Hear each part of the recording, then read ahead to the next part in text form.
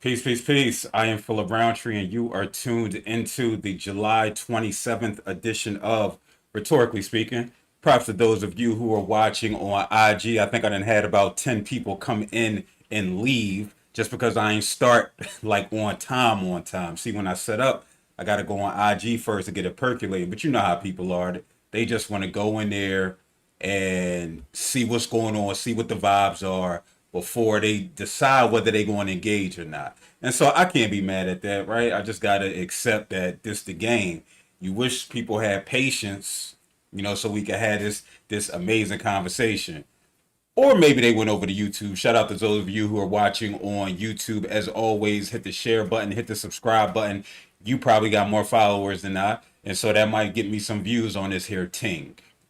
And last but not least, props to those of you who are watching on Facebook. You too can head over to to YouTube Live if you're so compelled and you want to see me get my viewer numbers up. I told you monetization is not a thing anymore. I'm not, or maybe it might be a thing, a goal of mine at some point. Seeing as though we about to be right back on lockdown. So to get it started, and I didn't know if I was going to touch on it. Apparently, the CDC said, "Hold up, wait a minute, y'all vaccinated people, y'all got to put the mask back on." And so apparently this Delta variant, and shout out to J Net who was tuned in, she throwing up the diamond, right? Part of that Delta squad. The Delta variant is more contagious than the original COVID. The original COVID that that came through and destroyed the buildings like Snoop did in that video. Damn, when was that? 95, 96, something like that. So the CDC has come out and said that we're changing our recommendations, and the key word is recommendations, which means we can't enforce it. However, we suggest that you wear a mask even if you are vaccinated. And so for me, it's been difficult for me to get back into wearing a mask after liberating myself and going through all the anxiety that I felt once I initially took it off. Like that was a process for me. Like you got to think psychologically, like, okay, I'm vaccinated, I'm not going to catch the vid, or if I catch the vid, I'm not going to die. And so it took me a couple of days to just get back to being comfortable around breathing around people, especially in like the gym setting with muck because it's just nasty. I probably should have kept it on in that environment, but unfortunately, I did not.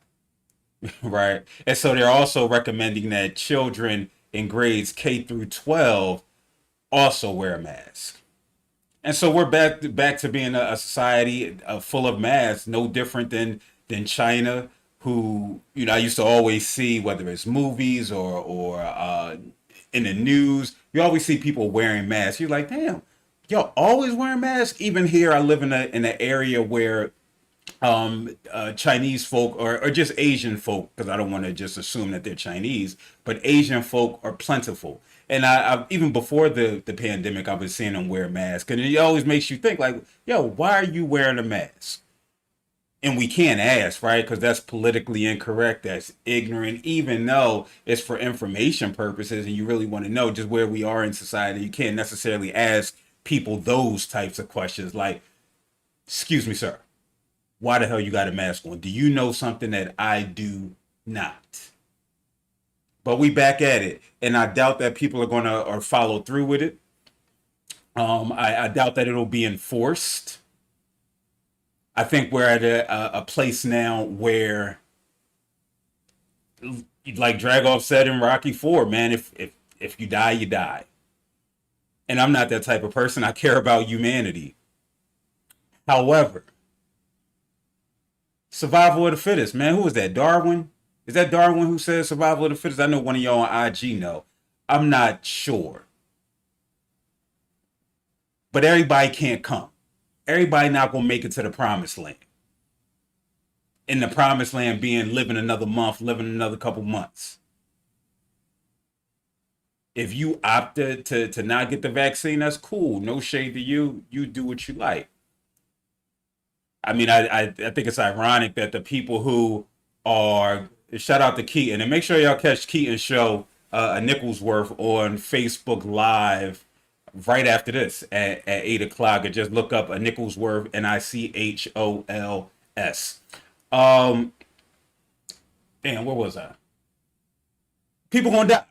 I think it's kind of effed up to just say it like that. I watched, what's her name? Kay, the damn Kay from, she's the governor of Alabama, and she put the onus on her constituents, right? Her constituents, for that if they catch COVID, it's their fault.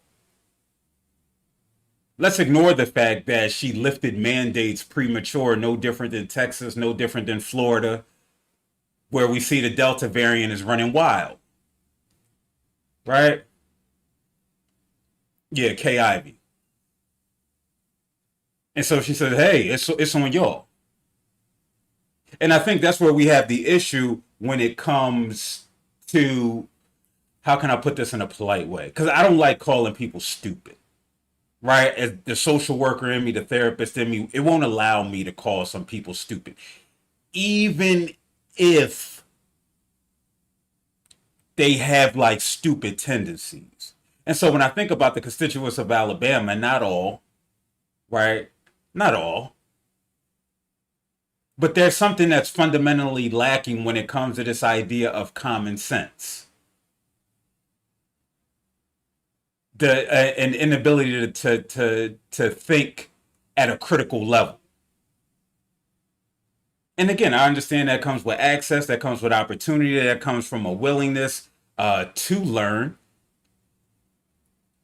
When it's talk about black folk in Alabama, it might be a mistrust in the healthcare system. Very much understood. But just where we are now, right? Because I feel like everybody knows somebody who's had COVID. Just like majority of people know somebody who's had cancer. But now that I say that, I don't even necessarily think that people change behaviors when they know that somebody has been afflicted with cancer. People don't necessarily start eating right. People don't necessarily eating right, eating healthy. People don't necessarily start going to the doctors on a regular basis to get tested, because we look at it, and this is how we think in this society, like, damn, that's them, that's not me, until it becomes you, and you up there playing space with God or whoever you subscribe to. You know what I mean? I want to make sure that everybody know that this is all inclusive, right? We here for, if you want to play space with Buddha, that is okay. If you don't think it's an afterlife, then you're gonna be playing solitaire by yourself. It's just what it is. But I don't have trust in humanity to that extent, because if I did, we wouldn't be in the situation that we're in now. Or even if the Delta variant did come, right, there will be enough individuals who were vaccinated to where we could continue on. Yes, we recognize that some people are still going to get sick, but it's not the death sentence that it can be. And so now I'm being asked to be my brother's keeper, right? And so we remember what happened when Nino asked G Money, "Am I my brother's keeper?" And a part of me feel that way. I might shed a tear, right? That was the best tear in history. Hugged the, and the tear came down like, and that's a dark skin tear. I don't know if y'all realize that, like, the dark skin tear is much more meaningful and impactful than the light skin tear, because the dark skin tear is so much pain and so much hurt. And so when Wesley gave that, right, that's the in the field, I've been in the fields type of tear that Wesley gave. Not the I'm in the house with Massa. It wasn't that. But we said rest in peace to G Money. And so we gonna send rest in peace to more people, unfortunately, just because they opt not to being a team player. Shout out to Habasi tuned in. With that said, man, we're gonna get into this conversation. We're gonna get into this conversation about one Simone Biles, the GOAT, the greatest of all time at gymnastics. I'm sure she's high on some people's all-time sports figures list. I don't necessarily have the time or the understanding of gymnastics to discuss or to advocate why she might be the greatest actor of all time, the greatest gymnast of all time. Gotta put this in because I just heard the dog bark. Y'all ain't hear it, but I gotta put it in. So yes, I do have the dog held captive in the room upstairs, but the air, you know what I mean, the AC is flowing throughout the crib, and so the dog is okay. I don't want because I know some of y'all call Peter. I know y'all want to call Peter. You won't call the couch, but you will call Peter. They'll probably call them both on me when they hear that dog barking. But Simone Biles, again, she's the GOAT. She's the greatest gymnastics person of all time. Shout out to my daughter right there. Take, huh? You will get her? Thank you. She upstairs in my room. And that's what happened when it's real live. And shout out to my baby girl, man. And see, we could talk about this too. When you have a preteen, right? I love my baby to death. Right? This might have been the first time I seen her all day. Matter of fact, maybe I saw her twice. Cause she not really interested in politicking with all day. We both been in the crib all day together. She came down, she chilled for a minute. Of course, they want to know what's to eat, man. Tried to play a game with her and her cousin. They quickly got me out of there. Like, nah, fam, we good. But I think it's just the beauty and the evolution of being a parent, man. It's a fun thing. So, and I'm thankful because just when you think like, yo, she don't really care, man, what's going on, she gonna let the dog bark. She went and got the dog. So shout out to Kay. But when we talk about Simone Biles, right, and Obasi makes a great comment that I want to touch on. He says there's been a toxic campaign against to shame her as a quitter, essentially minimizing mental health concerns, anxiety, racing thoughts. And I completely agree. Now, for me, as I said and think critically about Simone Biles, for those of you who do not know, Simone Biles, she exited the team portion of the gymnastics in the Olympics yesterday. Sometimes, that time change throws me off. But she exited the team portion for reasons unknown initially. However, during the press conference, it came to light the reasoning as to why she left, and I'm about to play that now. Again, those of you who are watching on IG, I don't think you're going to be able to hear it. So head on over to YouTube. But I'm going to play that now. No, no injury, thankfully, and that's why I took a step back because I didn't want to do something silly out there and get injured. So I thought it was best if these girls took over and did the rest of the job, which they absolutely did. They're Olympic silver medalists now, and they should be really proud of themselves for how well they did last minute having to go in. And it's been really stressful, this Olympic Games, I think, just as a whole, not having an audience. There are a lot of different variables going into it. It's been a long week. It's been a long Olympic process. It's been a long year. So just a lot of different variables, and I think we're just a little bit too stressed out. But we should be out here having fun, and sometimes that's not the case. Listen, that was beautiful. And when I'm not saying that in a hyperbolic manner at all. Listening to Simone Biles articulate why she didn't continue on. Listening to Simone Biles articulate what she was experiencing. Listening to Simone Biles discuss the magnitude of the Olympics, because we can't forget this is 2 years in the making, right? So this was supposed to take place last year, and we recognize that people started beginning to qualify prior to, right? And so all of this training, all of this hard work that they're working towards, it was called off due to the pandemic. And so that's deflating. You can experience feelings of grief and loss because it's not guaranteed that you're going to make it back the following year. Now, we talk about her being the GOAT, and that's how I opened it, right? the pressure of being the head, being the one in the spotlight. And she's handled it like the champ, like the GOAT that she is. I'm going to wear this. I saw a post from a sister, a post that a sister had made talking about how she was the at the forefront, the visible figure of sexual abuse that was taking place with Larry Nassar and women's gymnastics. She had to wear that. She had to own that. She had to answer questions related to that. And she black. So we recognize that you got to be 2 times or 3 times and 4 times as good, but don't try to get the 5 times as good because they're going to tell you that no, you cannot do that because you're too good. And we want the playing fields to be level. Okay. You know, we don't necessarily when we look at these athletes, we only see them for what it is that they do.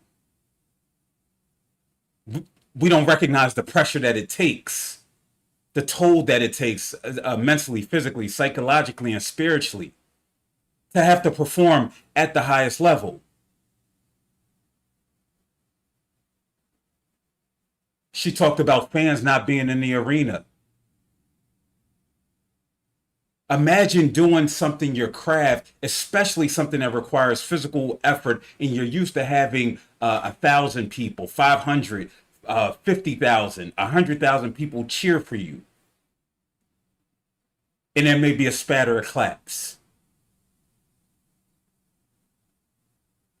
Yes, intrinsic motivation matters, right? You're supposed to be able to focus and be hyper focused on the task at hand.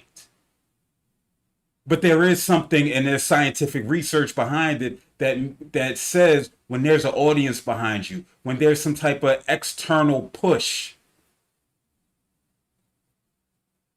that it impacts you, that it impacts your performance. It makes you feel better. I can personally attest to that when I've done my powerlifting meets.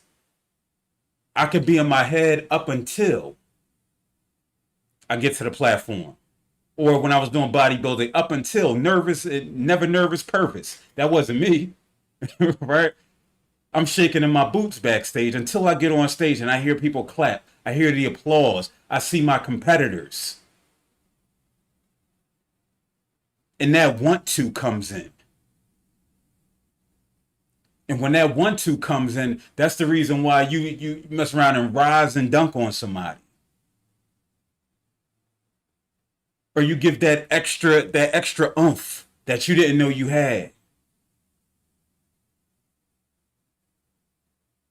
And so to be in that type of environment with that type of pressure, she's the face of these Olympics. Yes, I know Sha'Carri Richardson was present, and I know I really only care about track and field, if I'm honest, and weightlifting, because weightlifting was beautiful. Shout out to the Filipina sister who brought home a gold medal for the first time in her country's history.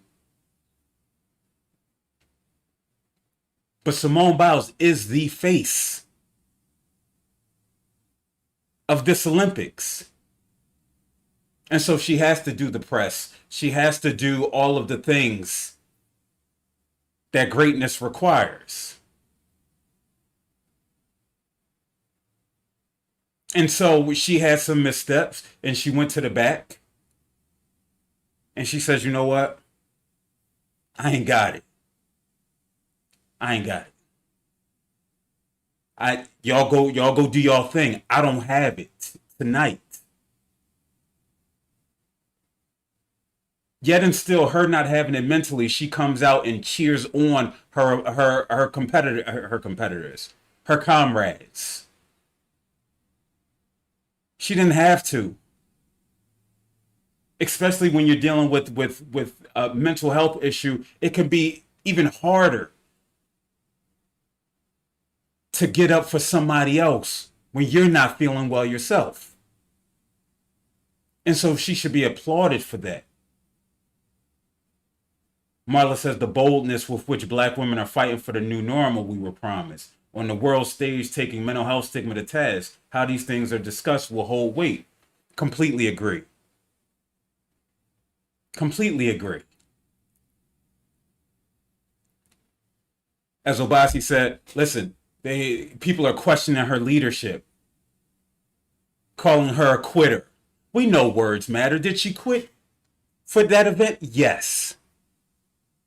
But we recognize that the context and how we uh, define quitter in the aspects of sport and life in general, it has a negative connotation to it. And she put self first. Now, some detractors may say she quit on her team. I think that's a conversation that could be had. I made a post about how her peers, her comrades, how if somebody gave him a side eye, gave her a side eye, how I wouldn't necessarily look at them like, well, why? Because if we think about it, there's a big difference between silver and gold. I know it's a gospel song. One of y'all could sing it. I'd rather have Jesus than silver and gold. It's something like that. I know I'm close. Y'all know what I'm talking about. Right? Y'all know what I'm talking about. There's a big difference. They're not getting paid. The Olympics doesn't pay, but you get endorsements. You get contracts. And they're more likely to give it to a gold medal winner as opposed to a silver or bronze or a non-medalist. And so if you're the head, if you're the leader, and we're following you into battle, and I don't want to make war comparisons, right? Even though there may be some overlap. If I'm following you into battle, I'm feeling anxiety too. Even though I've been on the stage or I've competed at a high level, this is still an unprecedented pressure that we're feeling. That comes with being with you. Like the stakes are higher because we rolling with you.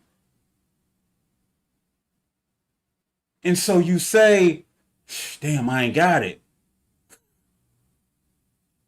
Shit. Because if the head don't got it, what does that mean for us? Now, what it can mean is, hey, listen, we going to step up. For some people, it's come to the back. But I can't begrudge anybody. If her peers, not anybody, because I want to say not the people, not even me, right? Like I can articulate this other side just to have people to think critically. But I can stand it for her peers to say that. And so I see Chris say absolutely quit on the team. I can't necessarily say that. Because I don't know what's taking place up here. And I think that's what we need to be mindful of. Because if we don't know what's taking place up here, that can impact how I show up physically. Exactly, Obasi. And I was actually going to say that, but I didn't want to. It's that fight, flight, or freeze, right? And so if I'm not right psychologically, and I'm about to go get the quadruple double mount with a soda on the side, and I land wrong, then that can impact me negatively, right? And I think that's an understatement. Might up around like, you know what I mean, break something, hurt something. If I'm not 100% focused on the task at hand, and we know with anxiety, we know with stress, this could be something that you handle like a champ 99.99999% of the time. Handle it very well. But that 0.00001, that could be the time. Right? And we never know how we're going to respond until we're in that situation. I think this is the difficulties when we talk about what's happening in somebody's mental. because we're more likely to excuse her again. And I hate the cliches. If she had a broken arm, a sprained foot, and she was unable to continue, but don't let it be anxiety, right? Don't let it be performance anxiety. Don't let it be the stress of the world, because we're not forgiving when it comes to that. When it probably would be easier to go out there and continue on a sprained foot than it is with the debilitating effects of anxiety. Marla says Biles has elevated her sport and pushed that culture forward, defying odds and expectations to not be praised. So she does achieve a feat deemed dangerous and penalized. Now her judgment is in question. Agreed.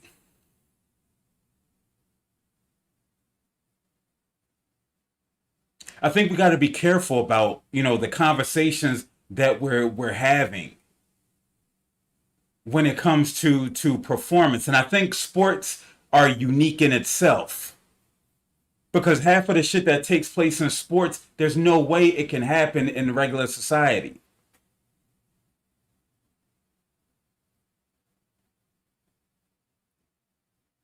And so it becomes no different than the gladiators in the arena, where we ignore the humanity of an individual. And so, yes, I completely understand. Heavy is the head that wears the crown. You asked for this. You asked for this.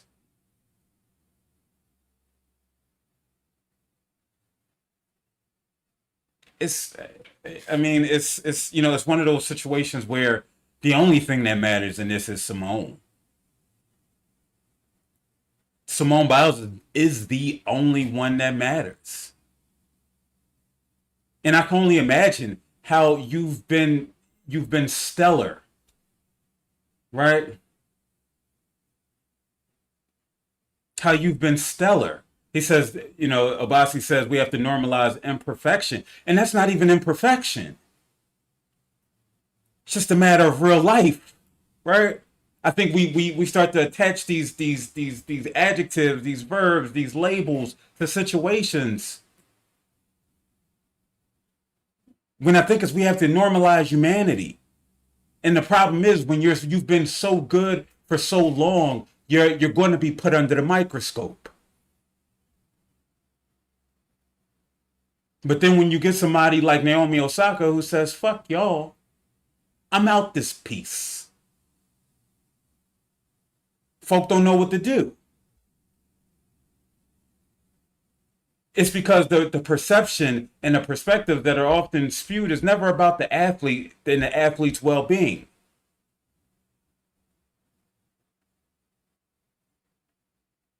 Because if this was really a conversation about Simone's mental health, no different than what I talked about with Sha'Carri Richardson. Sha'Carri not even at the Olympics. I ain't seen not Nan post about, yo, I wonder how Sha'Carri doing. People arguing THC versus CBD and massage noir and all that. Nobody gives a damn about how Sha'Carri doing. Something that she's trained for, something that she's dreamed for probably damn near half her life. I ain't seen no, yo, Sha'Carri, how you feeling? How you dealing with the grief and the loss? We just want to use her in such a selfish way. We want these people to be martyrs for our causes. We want Simone to be a champion of mental health. We want Naomi Osaka to be champion of mental health. In reality, we don't give a damn about that. We just want to be able to put a face to it. We just want to be able to call out white supremacy and patriarchy and capitalism. We want to be able to advocate for mental health and push our private practice forward. We don't care about these people, man. In the moment Simone recognized and Naomi recognized that people, no matter how many people will say I'm rooting for you,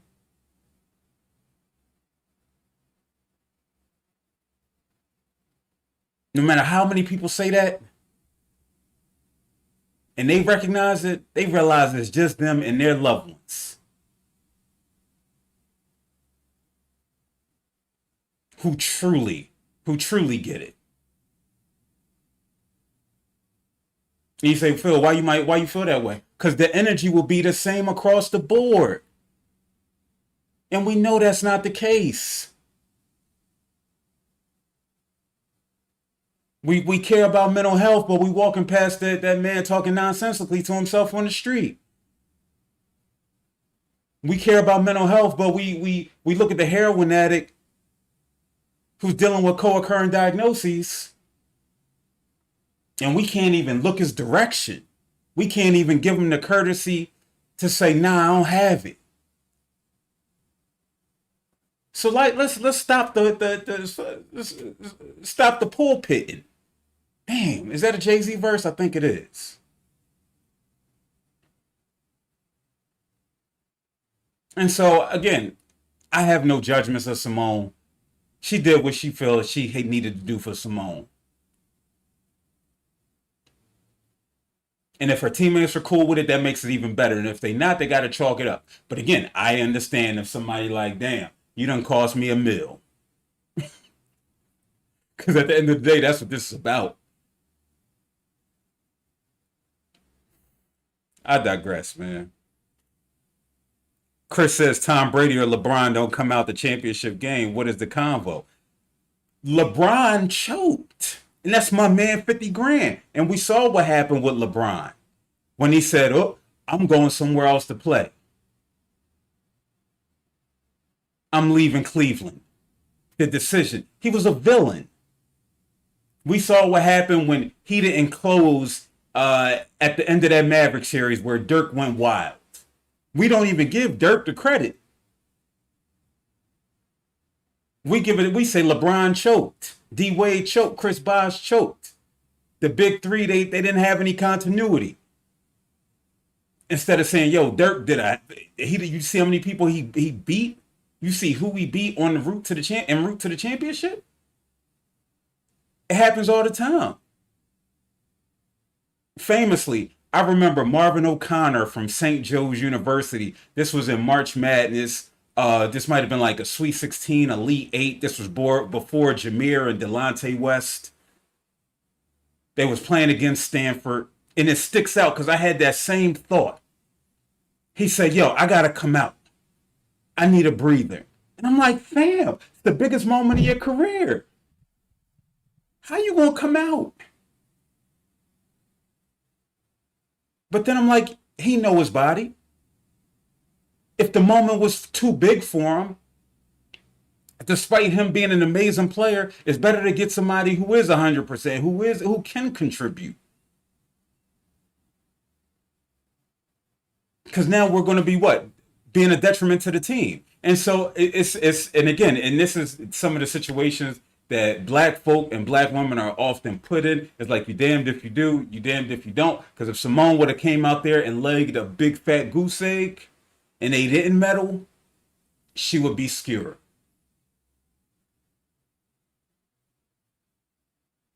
But instead she said, hey, take me out.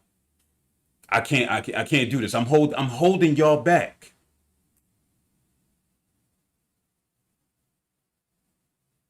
Like, it's so many different ways we can look at this, and it's all about how you choose to look at it. We can look at her elevating other people. We can look at her elevating other people. She could have had ego and said, I'm Simone Biles. Even me at 60%, y'all can't do what I'm doing. But she's like, nah, I trust y'all. And the world deserves to get to see y'all shine as well. And shine they did.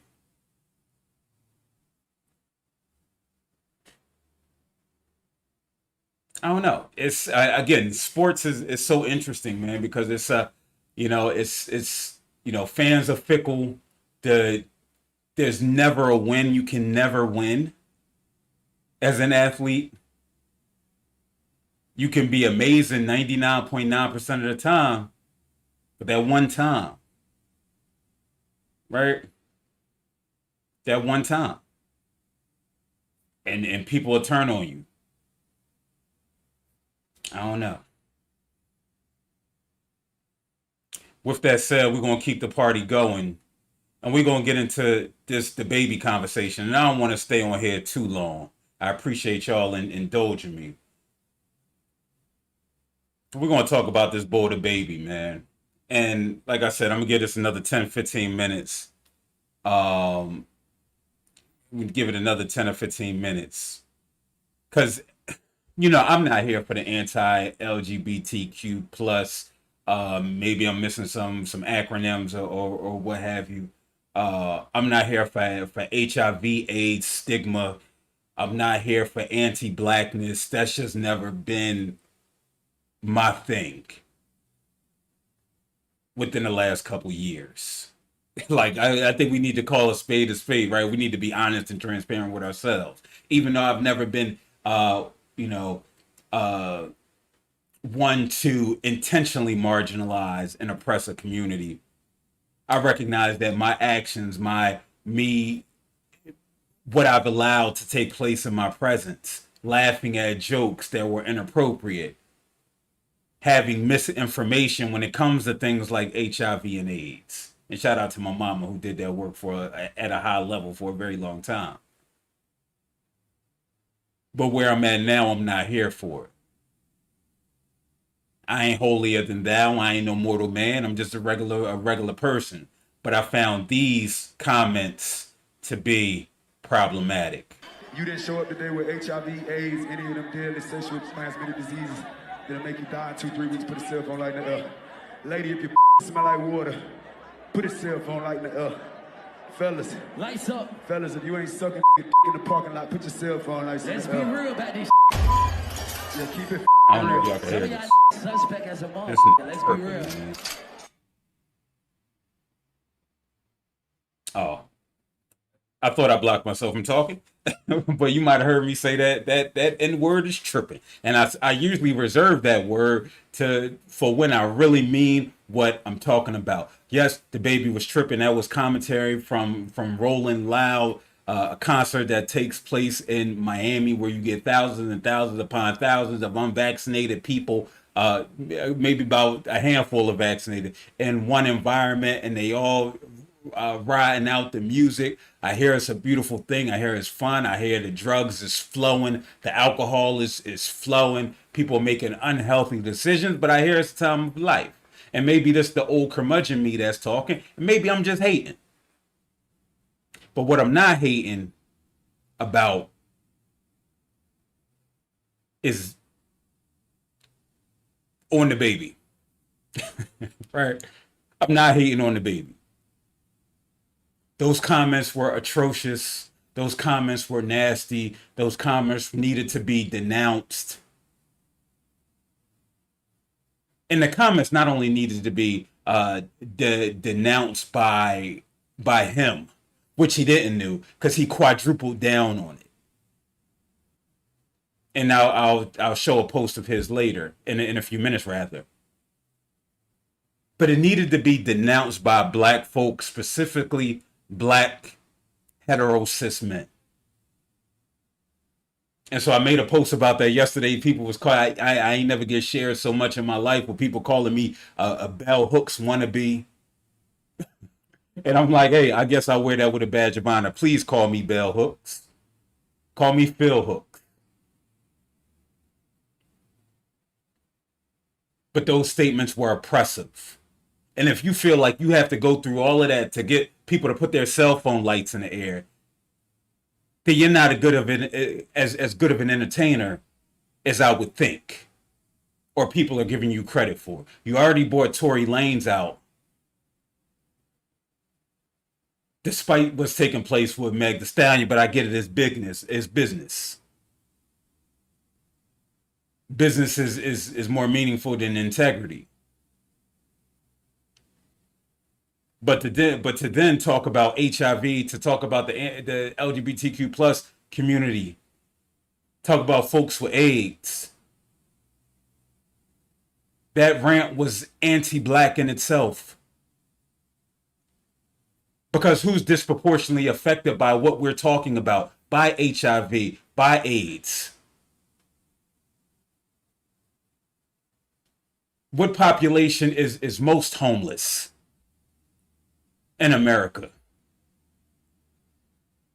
What population doesn't have the resources?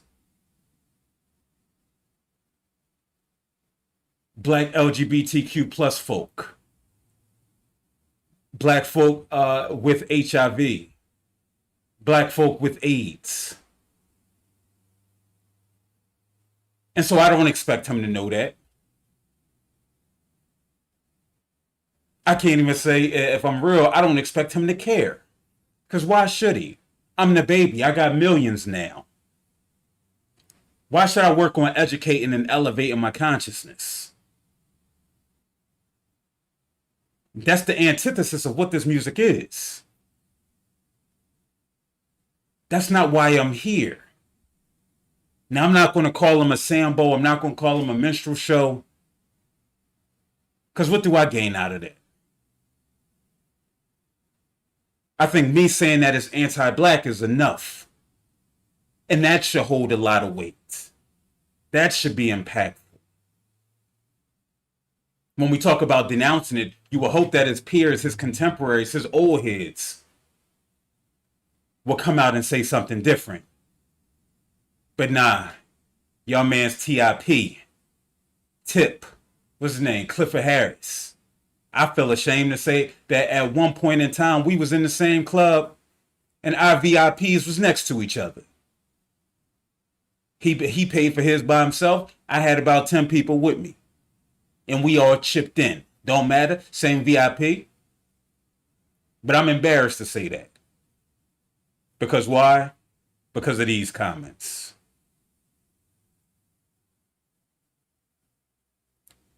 He says, Lil Nas X can kick his shit in peace. So should the baby. Equality. And again, I'm I think people who, how can I put this? Because, what I say earlier, I'm not here to call people dumb. I'm not here to call people stupid. That's just not what we do in the profession. But if it walks like a duck and talks like a duck. But how anti-black is that? In order to make your point, you have to attempt to demean Lil Nas X, who's not.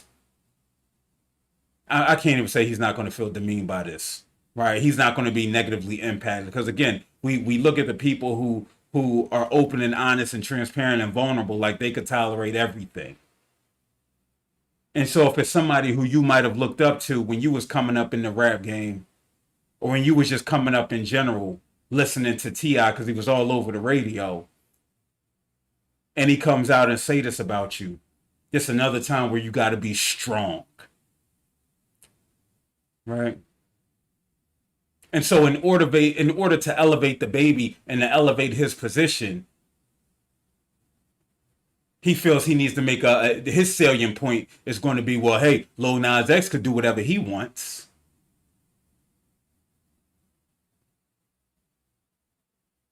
But the baby can't. No, I mean, they both could do whatever the hell they want, right? But there are consequences to actions. And so the pushback that the baby is receiving, that he should receive, and that people should stop listening to his music and stop streaming his albums and stop watching his videos and hell, stop talking about him on your platforms. At least until he has a come to Allah moment.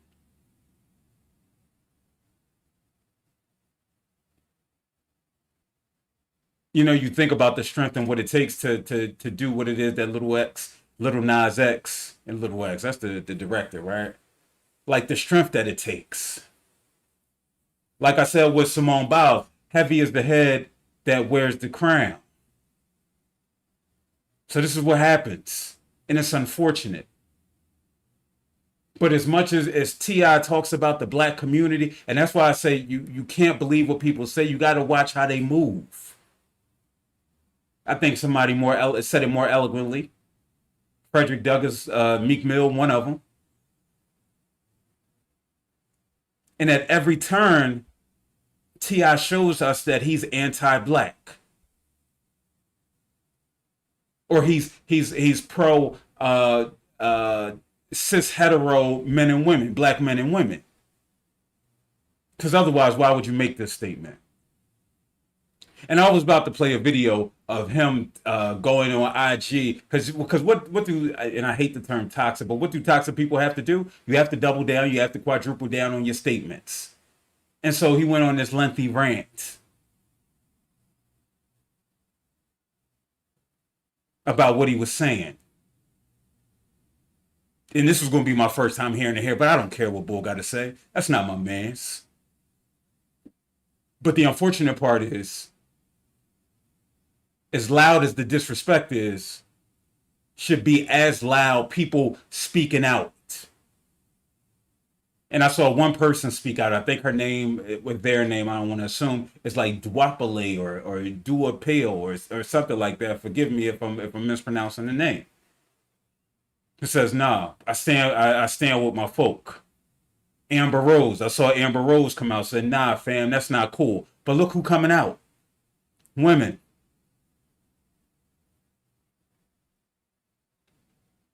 Where the black men at? It's crickets. From what I saw. Right? From what I saw. I can't speak to it because I'm not on Twitter like that. Maybe some people laced it up over there. And so just to show just this quadruple down by the baby. Oh, that was T.I. Damn, did I put it in here? Let me try something about it. Here we go right here. I tell fans to put a cell phone light on in the air and y'all start a Million Man March. I told you y'all digested that wrong, but I ain't gonna lie, I'm impressed. Now show the same amount of support when a racist cop killed one of our black asses. You're not. Smiling emoji. And so that's the response of somebody who's backed into a corner. That's somebody who has no self-awareness. That's somebody who has no awareness of the plight of black folk in general. This is somebody who thinks, and this is the same person. Didn't he just do at the BET Awards or somewhere else, doing this whole social justice thing for like when he was performing? You got to believe people's actions, because this is who they are. And so, and when we talk about how do we elevate, how do we continue, how do we, on this quest of black liberation, or even if it's not about black liberation,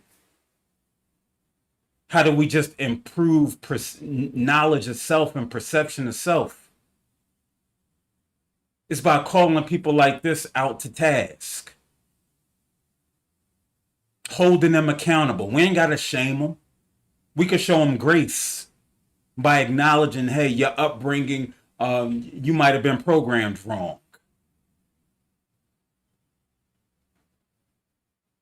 And this is how this is detrimental to black folk in the community. He talks about have this same energy when black folk are killed by the police. I think we know the energy you're not going to have when it's LGBTQ plus trans folk, HIV folk, AIDS afflicted folk killed by the police. We know you're not going to be out to support them because you don't respect them.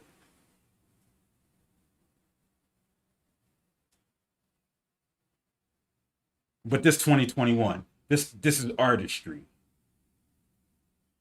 He still has the opportunity to grow. He still has an opportunity to learn. But his consequences to actions and behaviors. Or maybe it's not. You know, maybe I'm fooling myself. Maybe it's not. It's no consequences to these types of behaviors. He's still going to stream. He's still going to make money. He going to still be one of the greatest baby artists of all time. Right behind Lil Baby. Right behind Babyface. Right behind Baby Shark. And I guess that's maybe what makes me disheartened about it all. Because another marginalized, oppressed community, they still got to fight. You still got to claw. It's unfortunate. Obasi says, "How you feel about his situation with them kids with selling the candy?" I think I saw that when they say, "Yo, just the candy like a couple $100," and he ended up only giving them like $4, $5, something like that. Again, I don't know what lesson you trying to teach. Sound like the same lesson that white folk try to teach. I'm going to teach you, boy. All right. But if you could go into Magic City and you could throw 10 racks, but you can't give a kid $300 who tried to finesse you, like you finessing people with these bars, these Mary Had a Little Lamb bars, then I don't know. It's no. That's capitalism. Chris says that's those kids tried to finesse him. That's capitalism, man. Capitalism is all about the finesse. I can make these candy bars whatever the hell I want them to be. He riding around with chains on with diamonds, blood diamonds. Somebody might got 75 cents to go paying for, and he paying 100,000 for them. It's all finessing. It's about what you ask for, and are you going to get it or not? And as an entrepreneur, we got to learn that the hard way. We got to get out of that idea. No, young fella, you doing exactly what you're supposed to do. And it's funny that you say that, Chris, right? It's funny that you say he tried to finesse him, but we love Nipsey Hussle for selling a mixtape CD for $100. We praise Nipsey for selling his CD for $100. He know his worth. Well, so do these kids. Damn it, if you want the box of candy, the shit is $300. I wouldn't even sold it to him for the four. I would have been like, nah, fam, I'm good. But what happens when you're in need? You're willing to accept less. That could have been an opportunity for him to teach the kids, right? Not this corny ass old head lesson that old heads always want to do with the young fellas. That don't help me. You think I want to be out here selling candy bars?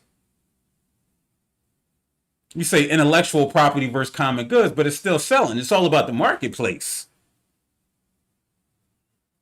Folk out here buying Jordans for I was on StockX today. I'm looking at Jordans. They cost $4.50. They cost $3 to make. You know what I mean? But folks still pay $400 for Jordans. What's that liquor? Louis the 13th. I don't know if people still on Louis the 13th. A shot is $1,000. Man, if you don't give me some E&J, I got to give me some E&J and a Heineken. Like, stop playing with me. Go give me E&J and a Heineken. That's going to get me right where I need to be. The same place that Louis the 13th. We put value on it. On anything, on all of this. We put value on it. Whether it's coaching services, whether it's me taking this rhetorically speaking to Patreon, say y'all gotta pay for this. This capitalism, man. You know what I mean? We gotta get in where we fit in.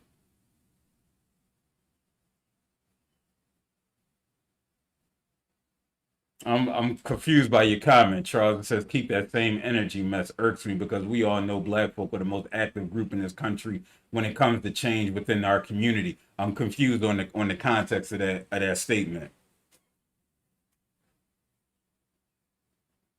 So feel free to expound upon that. I don't want to miss somebody comment.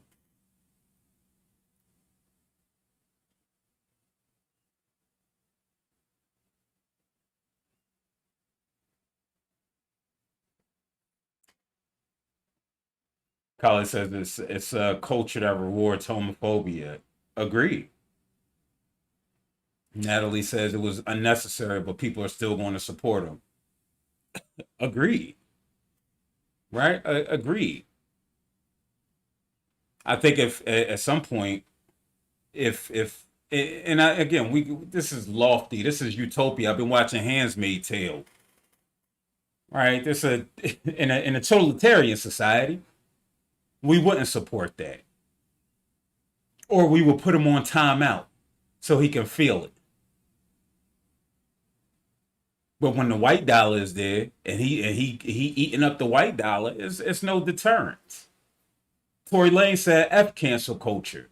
T.I. put a smiley face emoji and applauded and agreed. I don't subscribe to this idea of cancel culture. Because you can't just cancel people. It don't work like that. But not for the reason that they're saying it. I'm tired, man. I definitely head on over to a Nicholsworth on. Oh, all right, Charles. He said, keep that same energy, basically suggesting black folks were more upset about what he said than we get about police murders. We all know that's not the case. Man, listen, again, and that's thinking that we can't walk and chew gum at the same time. I could be pissed about your comments and I could be upset when the police murder. But again, that's low-hanging fruit. That's what narcissism is. And I hate that term narcissism because it get thrown around like I'm probably about to say something politically incorrect right now, so I'm not gonna say it. That's gaslighting. Like it's a you issue and not a him issue. But now the battery in his back. Because he got the battery is the millions. So, but yeah, head on over to a Nicholsworth if you like this conversation. The good brother Keaton Nichols, he definitely do his thing. So head on over to a Nicholsworth on Facebook Live, and I might catch y'all tomorrow. Peace. All right, y'all. I appreciate y'all coming through. I think I'm talking. Yeah, I'm still talking. And it's the outro. That's cool.